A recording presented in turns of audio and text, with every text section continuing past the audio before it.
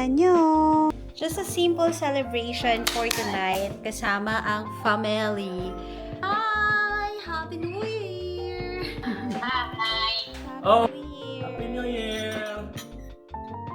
Kaming dalawa lang ni Opang ay nakasabay na kami ng New Year sa Pinas, and the next day maaga akong gumising dahil pupunta ako ng bundok. This is the second time na umakyat ako ng bundok to welcome the first sunrise of the New Year. Feeling ko kasi I'm absorbing the positive energy of the sun. Feeling ko lang naman, and anyway maganda naman na naging effect niya noong 2024. Medyo foggy lang today kaya hindi rin namin nakita ang sunrise, pero nakita naman namin ang araw.